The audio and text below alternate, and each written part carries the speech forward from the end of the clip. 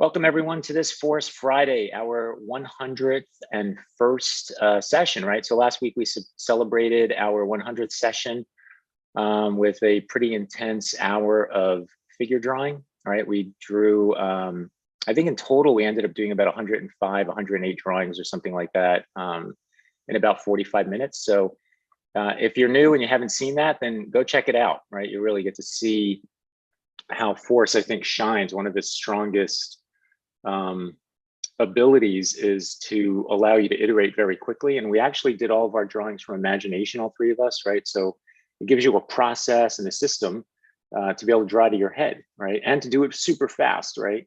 So yeah, I think personally, I think that's really powerful. Having been an art director for many, many years, you know, having the ability to think on your feet and draw quickly and present quickly is a very powerful skill to have in the workspace. So check it out. If again, this is your first time here, please hit the subscribe button if you like what you've seen on this channel. And if you hit the bell, then you'll get notified, right? Instead of worrying about missing one of these Force Fridays. Today, kind of a slight offshoot of what we did last week with all the posing. I thought we would kind of focus in on that a little bit further and talk about what does it take to draw clearer poses? It's one thing to draw poses, but how do you make those poses clearer? And that the tools we're going to show you today, they work from drawings from reference or drawings from imagination, right? Either or. So each one of us today, myself, Swanley, and Mrityunjay, will each give you a couple of skills to to work on that you can use across all of your work, right? And last but not least, there's a live chat going on. So if you have any questions or something you want to say, feel free to put it into chat. Please try to keep it on topic. And that is it. Okay. So let's say hello, first of all, to Swanley and Mrityunjay. How you guys doing? How's it going, Mrityunjay? Going good, Mike. Our 101st Fourth Friday, so congrats. Yeah, exactly. 101st Infantry. Yeah. Marching in, more force. I guess another 2 years, really, right? 2 more years again will get us up at around number 200, and then we're gonna have to try to squeeze 200 drawings into an hour. See how that goes. Yeah. Right.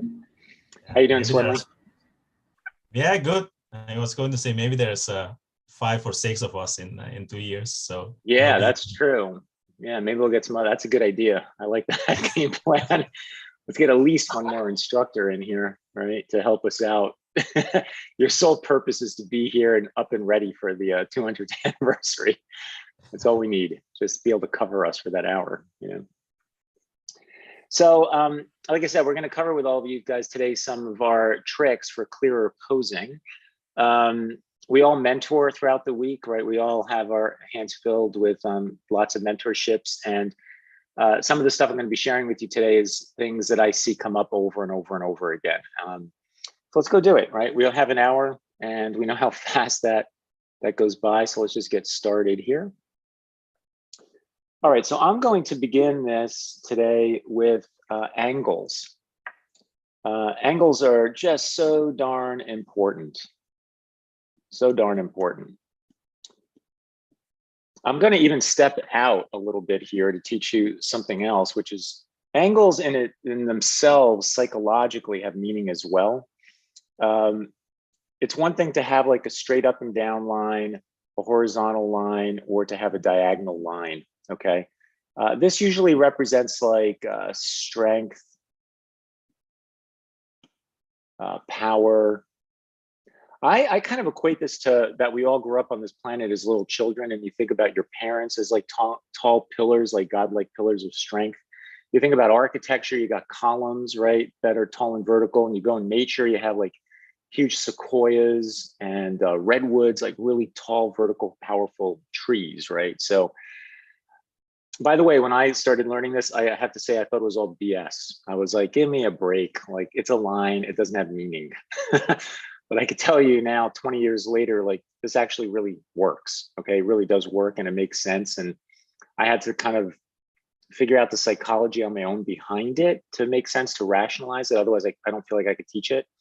And like I said, I think this is all the things I just described. It's how we grow up in this planet, the rules of planet Earth, the gravity, the nature, our society, culture, how we grow up. I think all these things get involved in these lines.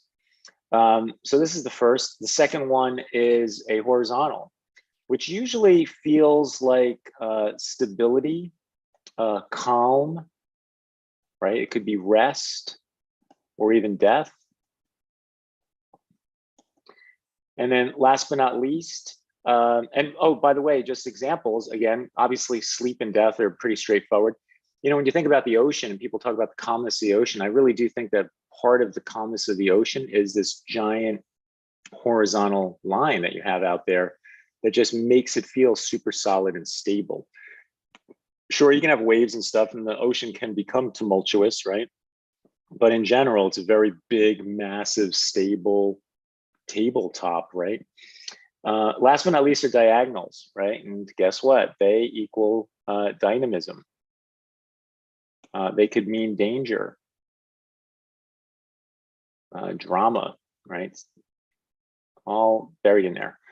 You think about nature, it's like, hey, you've got mountains, right? Just diagonals in general. Diagonals mean that things are gonna, because of gravity, things are gonna move, right? So there's this automatic embedded dynamic to the diagonal. I think about like architecture a lot, right? In architecture, you might have a building that's very horizontal like this, so that, you know, these two lines start putting rectangles together, right? So this isn't a place of crazy power, but more of stability. And then maybe the roofs are on diagonals, right? So all of a sudden you've got this, you know, level of drama and dynamism that comes out of the roof line compared to the stability of the house. That's very different than if a building looks like this, right? And it's got like huge columns in front of it. That is a place of power, right? You'll see that in like Greece, you'll see that in front of banks and stuff like that, right? So you'll notice this stuff starts to really work, you know? If you drew somebody standing straight, that's clear, you know, strength and power.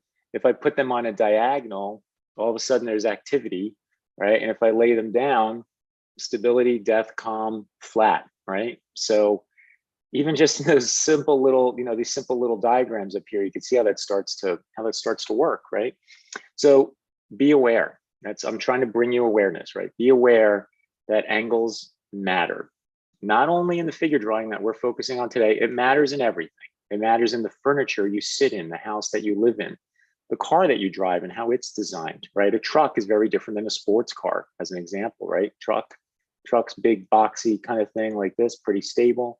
Notice a sports car is like angles and flats, like stability and dynamism, right? Combined, very, very different. So just be aware of the psychology behind the lines, right? So this idea comes over to the figure, right? To the figure itself.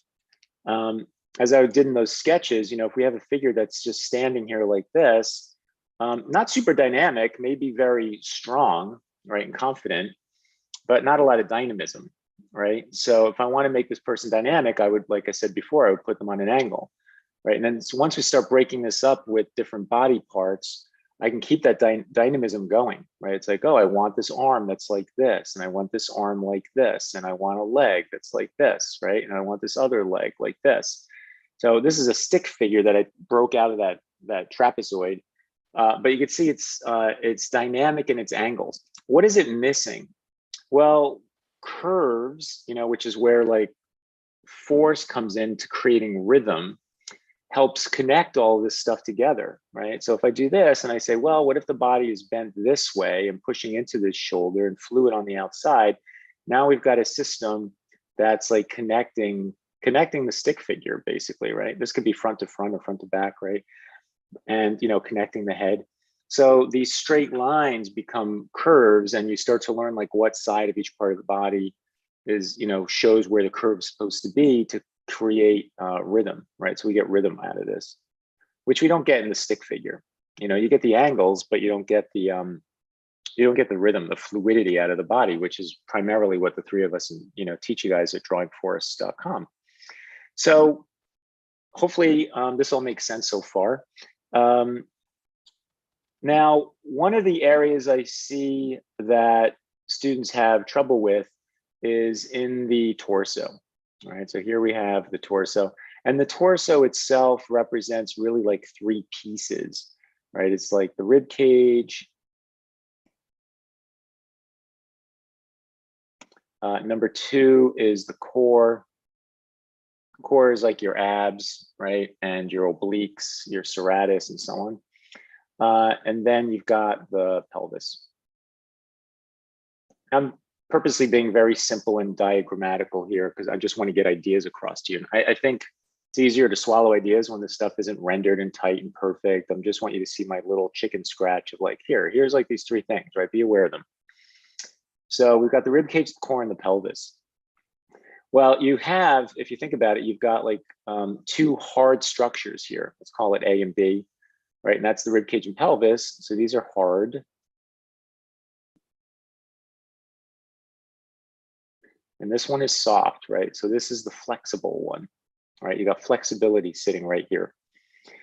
So we can use this when drawing the figure, right? And drawing the torso of the figure, very important, right? So for instance, if we had something like a C torso would be a rib cage that's angled like this, and let's say a pelvis that's angled like this with a soft core, right? So now I have like the shoulders, and I've got the pelvis is like this. And that causes, as you can see, by this angle and this angle coming closer together and these two angles going further apart, we have the stretching going down one side and we have compression going down the other side, right? And this creates what I call a C torso, right? In this case, it's backwards, right? It's like that, right? I call it the C because it looks like this letter. It doesn't matter if it's left or right, okay? So that's our C torso, right? And that gives us drama, right? It gives us drama because we have a really strong diagonal here and a strong diagonal here. When you're drawing that C torso, you want to be aware of the bottom of the rib cage. So it would probably stick out right here. And then you would go and feel the stretch across the core, right? There'd be stretch right here.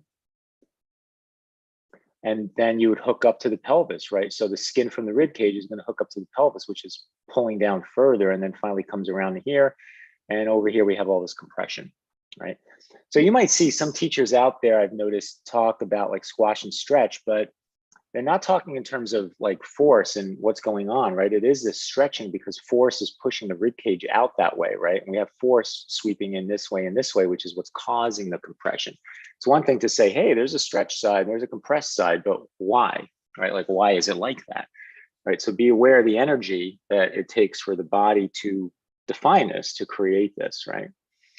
So my point to this whole thing is angles are really important. And on top of that, I want you to be aware that even within something like the torso, you've got two hard moments and a soft moment. So be aware of the angles of those hard moments, right? That you can create a lot of drama there by just making sure you don't have a torso that's straight. I can't tell you how often students come in with poses, especially the newer students. They'll pick photographs where the model's torso isn't really doing very much. And you don't want to make it harder on yourself at the beginning. You want to make it easier, right? But they don't know what to look for, right? So you're looking for these strong angles and bends and twists and turns because they're more amplified, right? They're more dramatic. You want to find that. It's going to make your job easier at the start. Later, you can deal with how do I get force out of the subtlety of something that looks almost like a straight line, right? Now, Swenley's going to be talking to you a little later where we're going to dig into even silhouette. And one of the things I've noticed happens also when students are drawing figures, especially out of their imagination, is you don't want a joint to stay in a straight line. Like, sure, I'm not saying never. Sometimes it's good to have like a really long, straight arm or leg, right? But you'll notice when Swenley goes further into this with silhouette, and here even at like stick figure level, you're almost always better off bending the joint. You know, it gives the pose more dynamism, and it gives the viewer more information, right? And you get that more info because you could tell at least where the break is in the joint. And anytime you break a joint, you know, you bend it, you're creating another angle, a newer angle, right? And that makes drama happen, right? Like the worst thing that you can do is draw a figure that looks like this. Let's go back to our stick figure in a sense, right? It's like this, straight up and down, and arms are straight down, legs are straight down. There, right? Very exciting, right? And I could do the same thing laying down. I could just copy and paste this and lay it down, same thing. The moment we just move anything here, we start to create drama. I could just take this arm and say, it's like that. Okay, that's better, right? That's better. What if I take that arm and I do this? That's even better.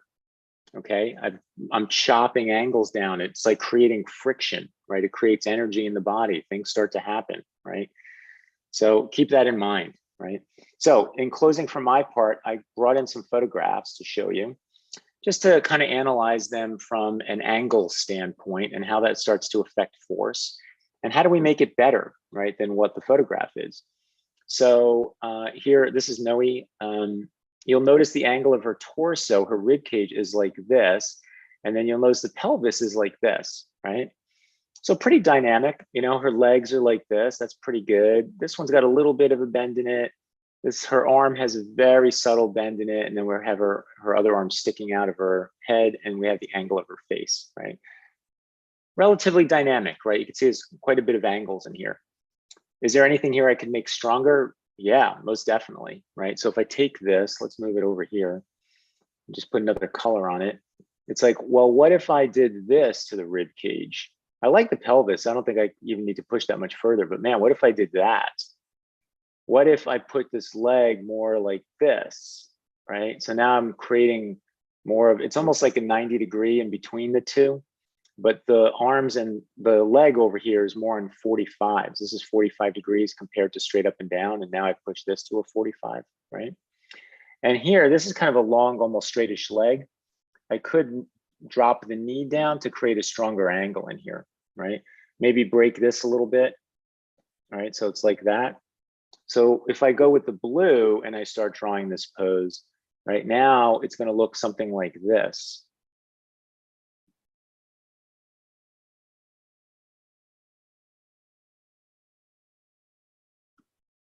All right, I like her face, that's good. It's a pretty strong angle. I don't think I'm gonna change that. Let's put this leg out here now.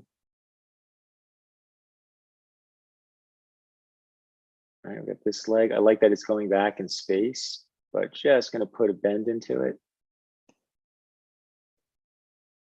Right, you can see, hopefully you can see through my mess here, you can see in the black drawing that, and here, I always like breaking the wrist, by the way. That's a joint that I think is really critical as well in drama. That, you know, most models don't use. The better ones will really recognize, like, oh, you know what, that's another opportunity, right? Another opportunity. Adds so much drama to it, right?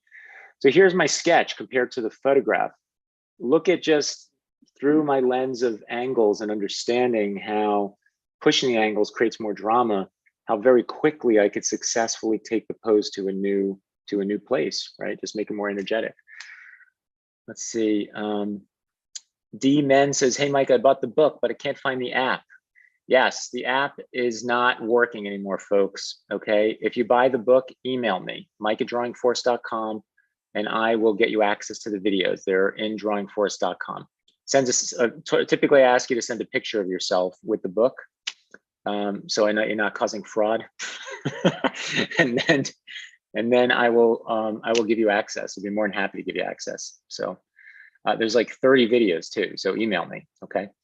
Let's see. I like consider scribe. Oh yeah, blah blah blah. Counter posture. Interesting that the ocean is so powerful and chaotic. Yet zoom out. Yet it seems so far away. Yes, that's very true. Sometimes zooming in or out actually will cause the calmness or the chaos situation too. Kind of clever idea. Peter and Marla say, I heard one theory that for our ancestors, someone standing straight or lying down was not perceived as a threat, but raising arms perhaps. Yeah, that's exactly right. Yeah, so it's like being enclosed, right? The calmness and centerness exactly is sort of non-threatening. Almost, it's like the bear situation too, because they talk about, you know, if a bear attacks you, like don't run.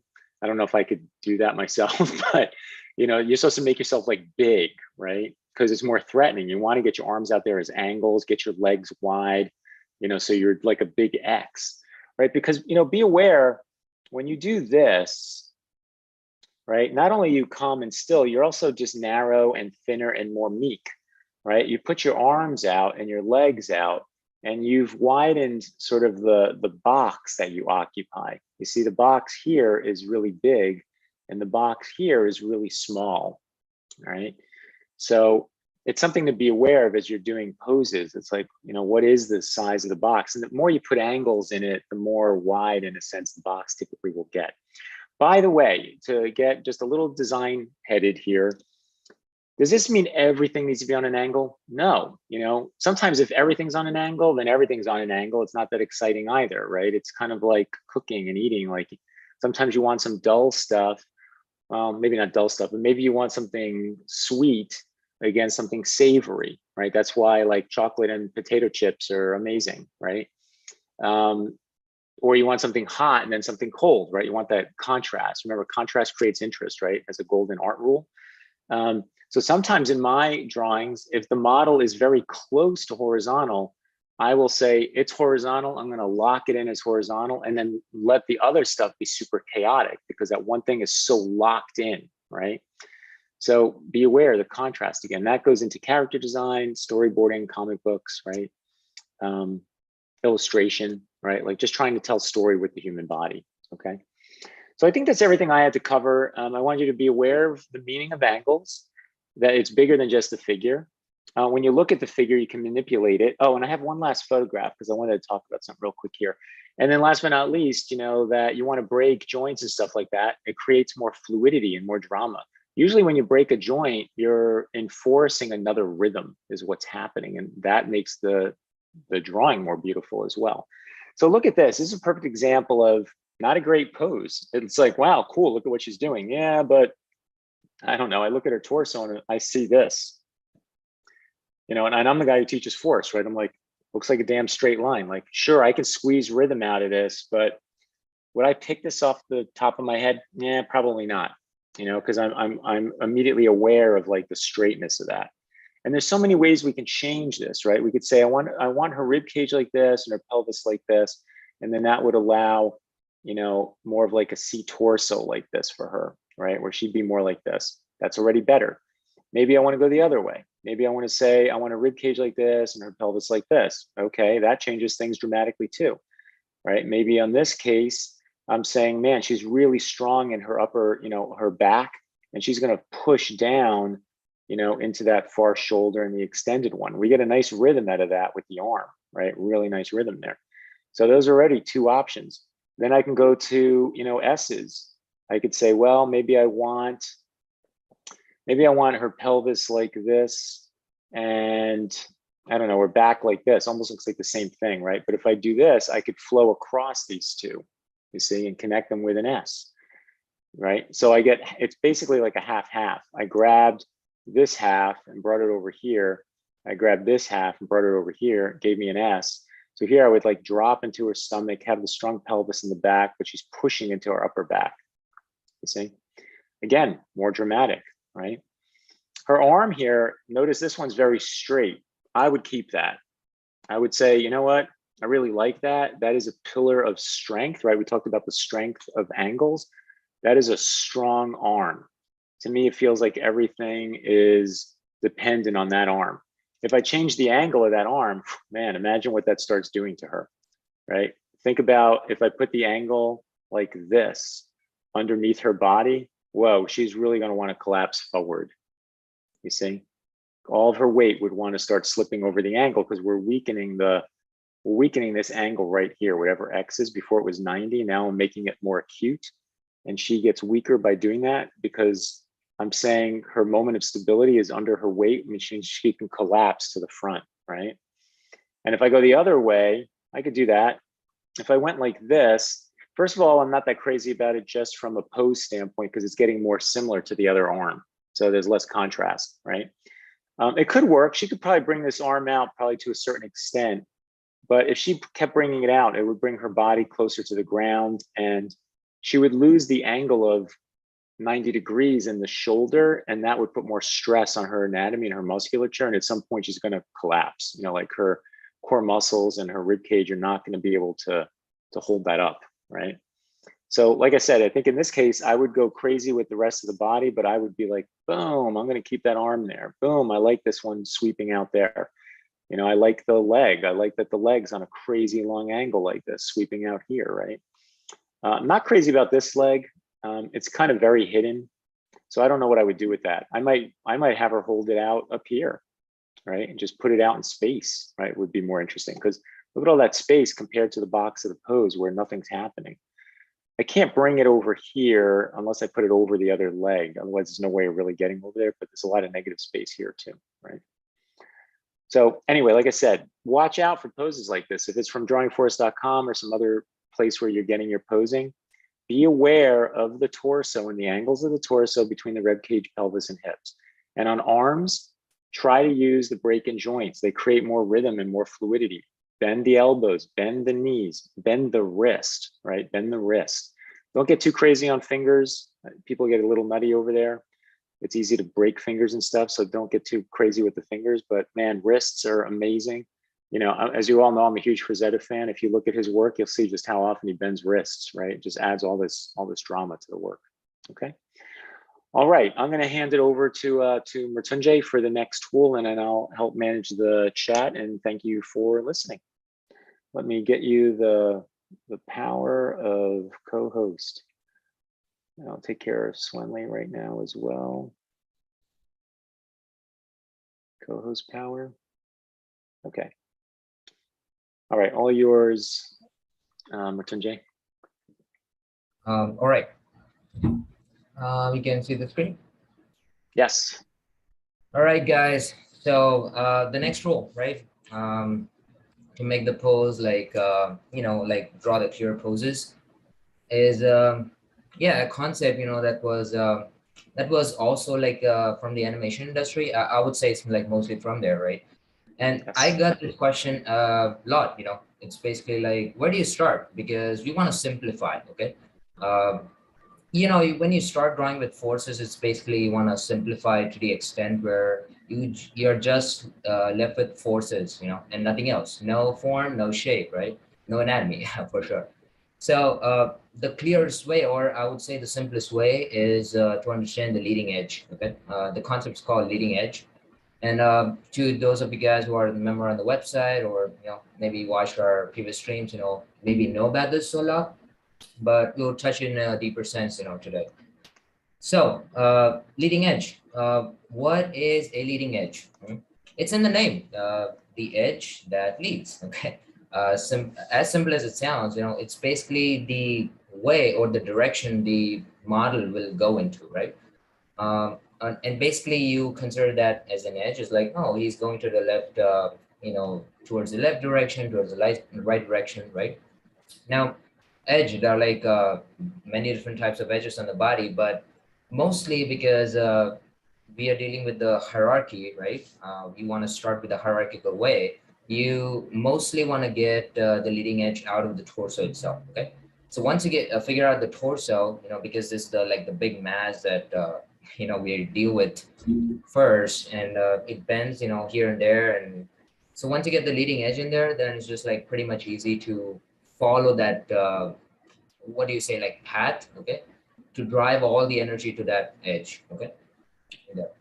So something like this. So in the black drawing that you see, basically is like it's called a zero state. What I like to call it like a zero state. Basically, the model is standing, right, and then he would move into a direction. He or she, they would move into a direction. And you can see right in this example, in the light blue or sky blue color in the middle frame here, you would see like they're bending on their left shoulder, okay, or the screen right shoulder, okay, like this way. And the third frame, the dark blue one, it's basically they're like bent to their extent, to the limit basically. Now, obviously, a model has like some kind of limit, so they will stand upright after they have reached their limit. But that edge would continue until that model is like desired. So until their limit is reached, okay. Now, as you can see, like how important this is for the animation world, because for all the animation, like you're drawing the poses, there's always like a leading edge that leads the whole animation. Okay, so I think Mike had a great video. I don't know if that's on the YouTube or not. Maybe Mike, you have that animation where you dissect like Flynn's animation, uh, on YouTube. But anyway, so I have a video, and I'll be showing with you. I'll be sharing with you today. So, but first of all, let's focus on this now. Okay. Now, the second thing is, it is also, you can call it like most amount of applied force like hits on. Okay. So maybe for you guys like who doesn't know like what the applied force is, it's basically, let's say you have a curve, okay, like this. It's a curve of force, okay? And you can consider that a straight line, but when a force applies on it, it becomes a curve, right? So see, like there's the force is being applied on this curve, sorry, this line, and it's like becoming curved, okay, like this and this. Now, it really depends upon the strength of the strength of that force, that applied force, right? How much curvature that force would attend, like, and this is basically called the direction force, okay? Directional force because we are directing the energy from one place to another, like from here to here, okay? So that's why I'm using these arrows all the time, because we are directing the energy, okay, from one place to another. So anyway, so we have a curve, right? And there's like a force applied on top of it. Now the curvature, right? It depends upon the strength of that applied force. So for example, if there's like a very subtle force applied on top of that, the curve could be something like this, right? Could be very, very subtle. If there's a great amount of applied force hitting on top of it, it could be something like this, right? Or it could be something like this, depends. Okay, like the strength of that applied force in there. So you can use different types of analogies. You can use comet in there. It's like shooting across the sky with a super high speed. So basically that's the applied force, right? You have basically a line, basically a directional force, and there's like an applied force sitting on top of it. Okay. So with the leading edge, in the orange parts, you can see actually the applied force, right? How much applied force sitting on that curve, and the blue is the directional force, okay? So when I say that the leading edge is the most amount of applied force hitting on it, right? Which means that you can basically start to draw the pose from there, right? And now you can see like how we are following that path into that question that I presented you is like, oh, where do I start to simplify? Okay, where do I start to draw the pose? So leading edge, okay? Leading edge, you want to start with the leading edge itself, okay? Yeah, that's it, so we're gonna simplify that, okay? We're gonna simplify the pose and start with the leading edge. Now, because again, it's just a hierarchy thing, we want to start with the torso itself. You want to find the leading edge within the torso. All right, so another thing is you want to know what the leading edge is, how you would do it, okay? You want to do it with this trick is like called past, present, and future, right? Maybe not a trick, but how you would find it, right? The process of finding it. So past is basically, let's say a model is in the, I want to bring in an example here. I'll bring an example here. Here's a pose, right? Now imagine this model is in front of you, like you're in like live class, okay? So this model is right in front of you, and you're thinking about, you want to think about the zero state, that I mentioned. Zero state is basically watching a model just, maybe relaxing. They're like trying to get into pose. Maybe they're thinking of the pose, something like this. Now, see, she's starting to bend over, okay? Starting to bend over like this way. So here's the torso, and this is what I would consider the leading edge, right? Because she's like moving, right? Moving into that direction to get into the pose. So basically the trick, if the model is in front of you, the trick is to understand or observe, right? Or observing the model getting to that pose, okay? So don't sharpen your pencils at the time, or don't change the papers, right? If you're in a live class, actually watch the model like get into the pose, okay? Then you will really understand like how they're using this leading edge to, perform this like function, okay? Now, this is the zero state or the neutral state. Now this is the present, okay? Like this pose is in front of you. And you also want to think about the future. That will actually give you more information on what the leading edge is, like how it's like actually working. And this will finally lead into the angles conversation that Mike was telling, because now you actually see what's really happening. If I just want to do a red on top of it, See, the angle is like this, right? And see now the angle is changing, okay? The present has like this sort of, let's say 30, 40 degree angle change.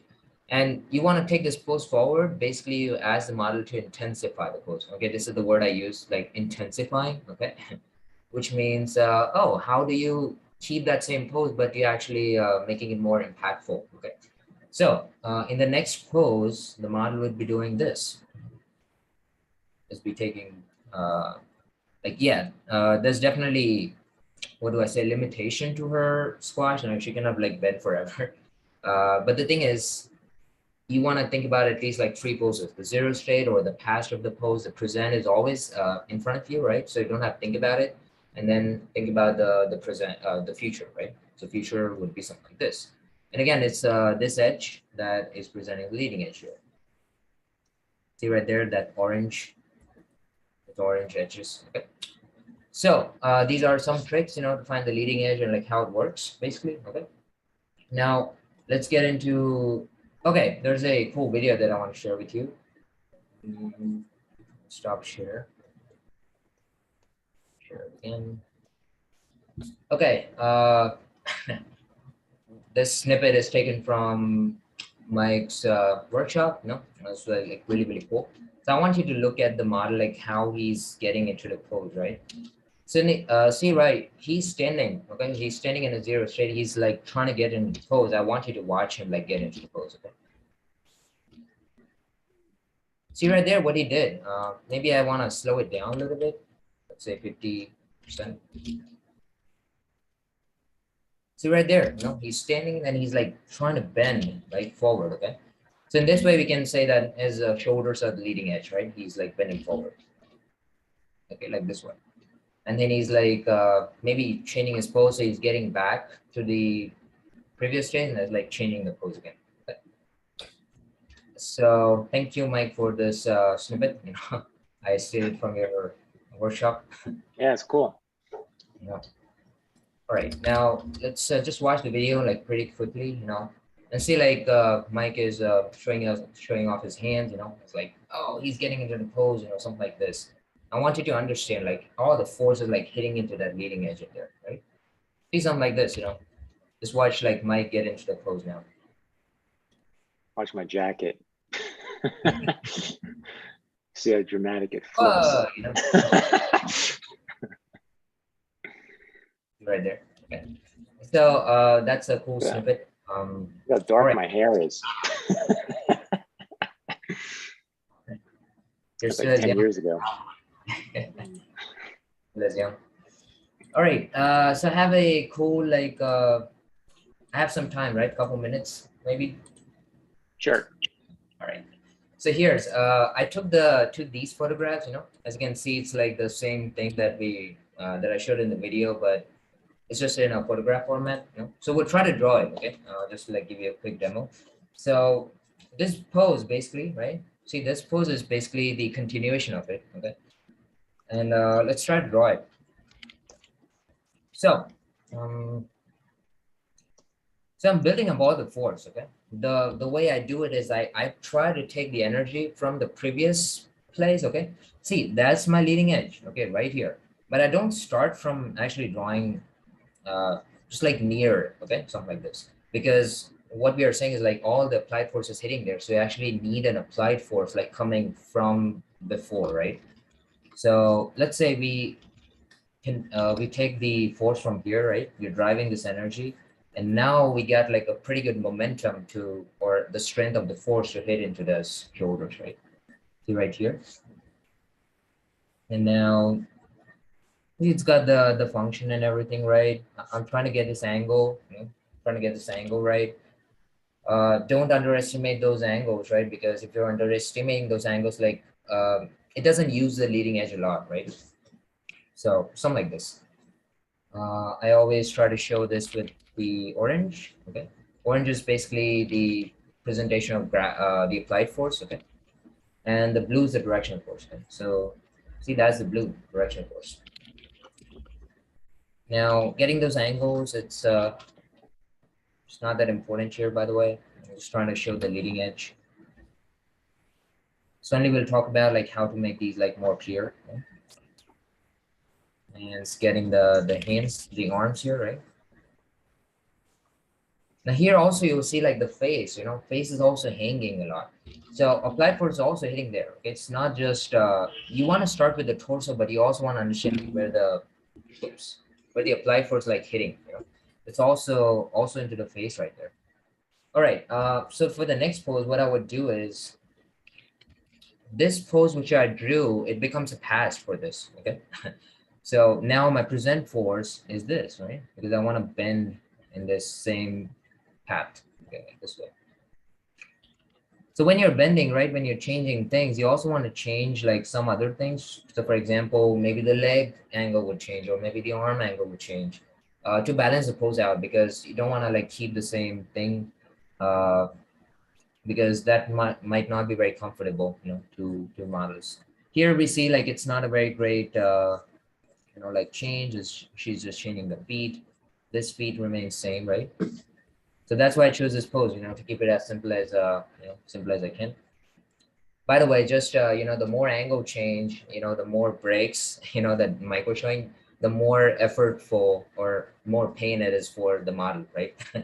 So that's why it's more dynamic. It's basically logical. You give them more angles to break out, So for example, they're doing this, let's say, or they're doing this versus, okay, so you're breaking the angle. It's more, model has to put like more efforts into it, okay? Use more strength. All right, so I hope you guys enjoyed, this. So conclusion, basically try to find the leading edge. Start with the torso itself. Mostly they're like shoulders and pelvises is like where you'll find it. Try to think about the past, present, and future of the pose. Okay, present is in front of you. Try to think about past and the future of it. You'll find the leading edge, and then you want to drive the energy or drive the force and hit into the leading edge to start with your drawings. Okay, hope this helps, and I'll hand it over to Sunny now. Thanks. Thanks, Mattesi. Yeah. Yeah, that was awesome. Thank you. Thanks for showing us young Mike. Let's see, let's go to Clip Studio. So yeah, and drawing clear poses, silhouettes, I would say is super important, because the silhouette is the biggest shape of any object, and is our first read. When you first look at something, we look at the whole, we don't see the details, so that's why it's so emphasized in figure drawing, character design. You want, in any form of communication, clarity is key. The clearer you can be when you're communicating an idea, the better. And it's no different in drawing, so when you're communicating your idea of a pose, you want that to be bam, clear at first shot, so that's why the silhouette is so important. And again, it's the biggest shape of the object. And in terms of force drawing, shape is an integral part of it, and especially force shape. So we have the silhouette of the figure, as you can see here, and that silhouette can be broken down into smaller force shapes. So how do you make sure that the silhouette is clear? That's the key question that you want to deal with. First of all, you want clear positive and negative shape. Positive shape refers to the shape of the object, in this case, the figure. And the negative shape is the shape that is around the object. So here you can see at the screen right that I colored in the negative shape. And notice that I like to think about it as putting together a puzzle. You want each puzzle piece to be as clear as possible. So, and this wasn't luck. When I cleaned up this drawing, I took the time to design those negative shapes. Like notice that everything is very clearly shaped out. Again, it's like puzzle pieces, fitting together. Like even in the hair, I paid attention to make sure that I leave enough space so that the negative shape reads clearly as well. So that's one thing. You want to pay attention to positive and negative shapes. Like it would have been very easy, and this is something that we often see, it would have been very easy for me here, for example, like here, I would say this is like on the edge, I would say just enough space in there to make it clear. Like if we zoom out, notice that those shapes, they still read very clearly. Where you start getting into unclarity or unclear territories is, imagine if I said I'm going to make, I'm going to bring her shirt or blouse all the way over here, and maybe I'm going to let the rear end be very close to the lower arm, and notice what's happening. This is starting to become very tight and narrow. And believe it or not, this is something that we see often, I know because I used to make this mistake a lot, but then I learned the importance of clarity. I learned to pay attention to this, that makes the work so much, again, clearer when you're communicating your idea with the pose. So that's number one. You want to design clear, positive, and negative shapes. Let's go to number two. So this is something that I think came up during the character design challenge. You want to place the important ideas outside of the silhouette. So in this case, the pose of this character, it's funny that this is like a cowboy theme, which we had for the first design challenge in February. But this is my main story point, like what's happening right here. So again, I made sure to leave that out in the open. I could have, like, notice in the silhouettes here, like notice again, positive and negative shape. This is crystal clear, again, like a puzzle piece. Even if you look at the character's pose from a very small and very small size, notice this is still crystal clear. You can see that he's about to draw that weapon, So yeah, place important ideas outside of the silhouettes. It would have been very easy for me to maybe draw the gun in here, and like barely let it stick out, and then I could have brought over the arm all the way here and, make it all cluttered. And then even though we have a negative shape here, it still isn't clear what's happening. Again, we're telling a story. Now we're communicating ideas with a drawing, and in communication, clarity is key. So this would have been too unclear to see what's going on. At least at first glance, maybe when you look very hard, you would find it, but we want it to be clearly readable from the very beginning. So place important ideas outside of the silhouette. Here is another one, again, look at this.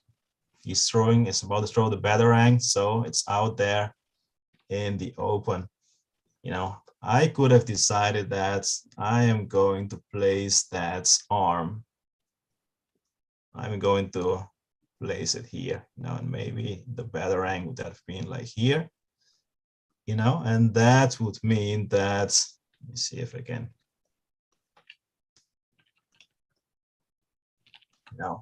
maybe when you look at the details, it will look fine, but as a silhouette, like notice now, so it would have been like this, and then when you see the character in silhouettes, you just see this, and then you think, well, now this has become the main point of the story, right? It's about him pointing out his finger, but it's not really. Like, this is what I want to be my main story point. So you put it out, again, make it clearly readable at first glance. And last but not least, what Mike also showed at the beginning, you added the reference, especially when you start getting into, again, design territory. You're not just drawing or trying to copy what you see. I always tell students, make your drawing clearer than the reference. you know, you cannot blame the reference if your drawing is unclear. It's your drawing, it's your responsibility. So if you need to edit something, edit the reference, make it clear, like we're translating from the language of reality into the language of drawing. And just like with any translation, certain things translate literally from one language to the next, but certain things are not, you know, and you have to use your skills as a translator to make sure that the idea comes across in the new language. And sometimes you have to change things around in a method that works with the language that you are translating in. So here, for example, notice that this arm, not very clear in silhouette, right? If we were to shape this out, you know, like, you know, what is the shape right here? Like, what's really going on? You know, not super clear. So what will be the solution for that? You know, if I were to draw this pose, again, the drawing is my responsibility. I'm in control of it. So I could easily move the fist out here. You know, it's still foreshortened. It doesn't detract from the functionality of the pose. I mean, the pose would still work, you know, but now at least I have something that is clear, you know. So I changed the angle, and with that, let me grab another color here quickly. So I changed the angle, and with that, I also created like a clear puzzle piece of negative space in here, you know, which makes this read much more clearly. All right, any questions in the chat, Mike? No, you're doing great. Yeah, I love the whole arm explanation. All right, awesome. So before we finish, let's go into some more examples here. You know, so we have this one, and actually I think, let's see, maybe this one is an even better example to start off with, because I mean, this is a great pose. Overall silhouette is pretty good. I would say the only thing that I would want to clarify is this right here. You know, if we were to silhouette this out, the hands, like we lose the gesture of the hands.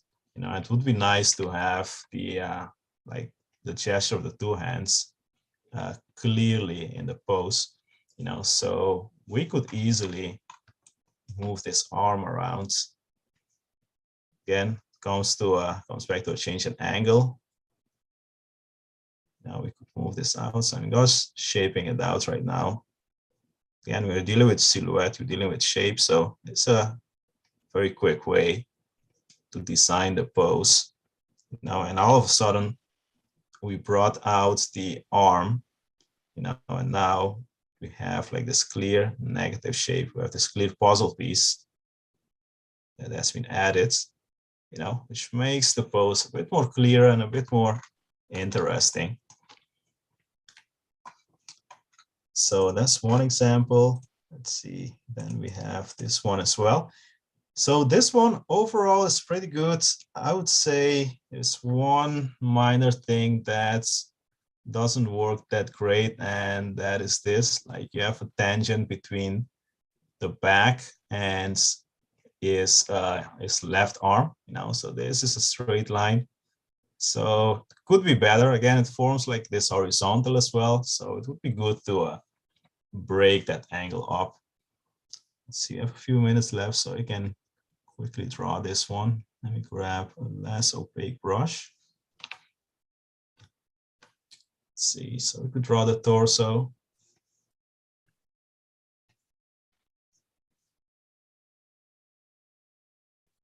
And force shapes, a quick tool, you know, to get silhouette in there. Now we could very quickly get this pose in here. Now, so I'm drawing these four shapes. I'm paying attention to the negative shape as well. You know, again, it would be very easy for me to draw this leg too close, for example. So I would want to make sure that I have enough space in here.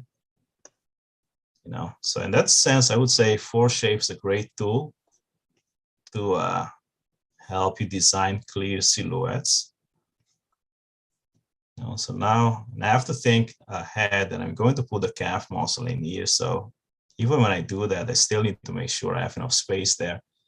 So we have force driving here into this arm.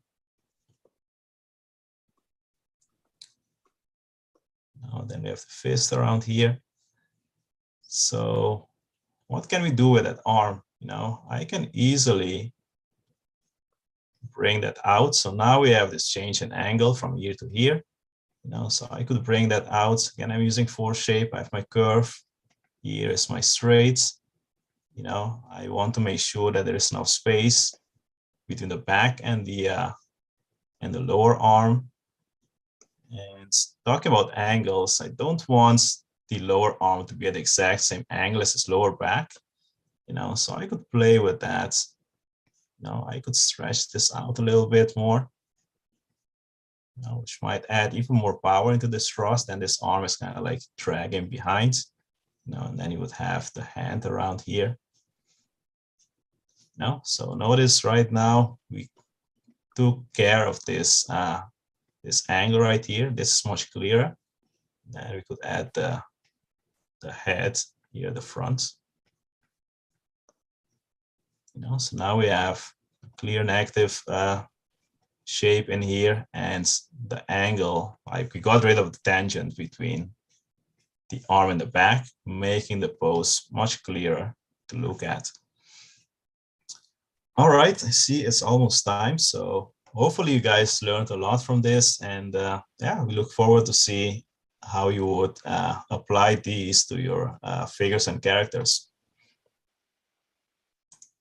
Thank you, Swanley. That was great. A lot of great comments in the chat. It seems like there was a lot of conversation there around recognizing that even just working off of a drawing does not mean copying the drawing, right? That we can make adjustments to improve it, right? Not only in its angles, its leading edge, but in its silhouette, right? Yes. So that's really good. It seems like there's a lot of you that had an epiphany today. Admittedly, when we're teaching force drawing, we do want you to try and get like the poses accurate, right? We start with what I would call studying. And again, there's a difference between the study of something versus the copying of something, right? At copying, you're not really thinking about how the thing is built, how it's working, right? What its rhythms are, all this stuff that we're trying to instill in you guys as you're learning how to draw. So you don't learn how to draw from a place of truly being a copyist. But keep in mind, it's very rare to find like perfect reference, right? So you want to, unless you do it yourself, lots of illustrators, for instance, they'll photograph themselves, right, to get the quote unquote perfect reference, right? On a total tangent, I used to play Dungeons and Dragons as a kid, and in fact, I'm thinking of starting up again, just to have like a small sort of side hobby.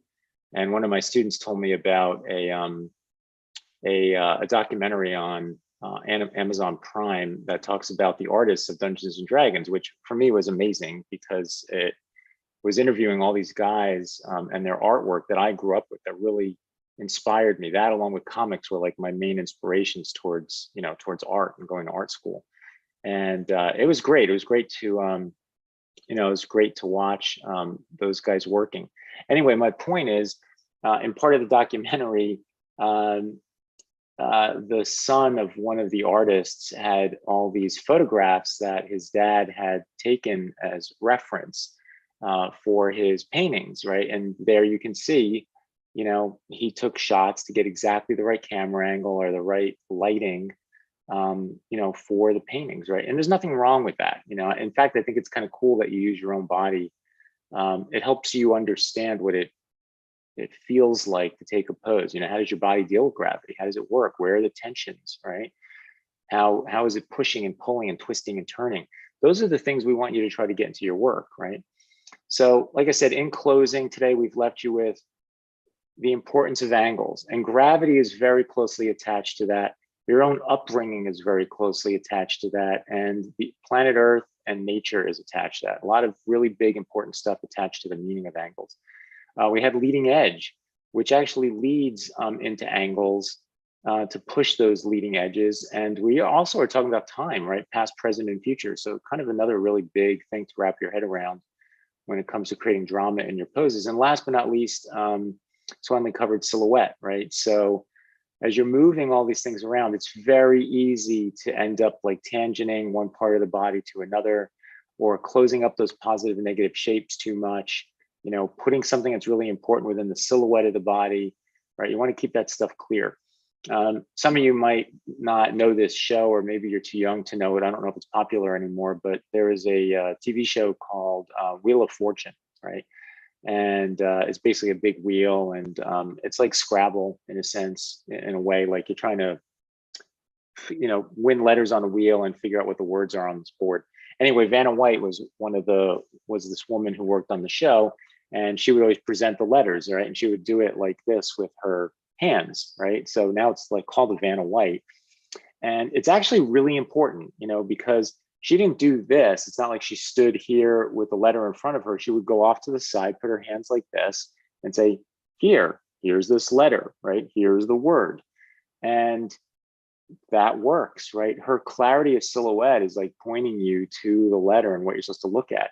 If you go and watch, you know, like Glenn Keane animating Ratigan, you'll see in any of the classic animators, you'll see when a character is talking about something or pointing at something, they don't usually hold it in themselves. They hold it outside themselves, right? Because of the silhouette. They're like, look here, I'm holding this thing and it's off to the side, right? So keep that in mind. It seems so ridiculously obvious because it is, but it's your job as an artist to use it, you know, and to do it. So hopefully, like I said, you guys have learned more today on how to improve your skills. And as always, we will see you next Friday for our 102nd video. At some point, I will stop counting again, but I'm proud of the fact we got over 100. And thank you, Mattesi and Swanley, as always, for your help today in covering these topics. Have a great weekend, everyone. Like I said, subscribe if you enjoyed today's video and hit the bell for the notifications, and we will see you in a week. Take care and bye-bye. Bye, guys. See you guys. Bye-bye. See you guys.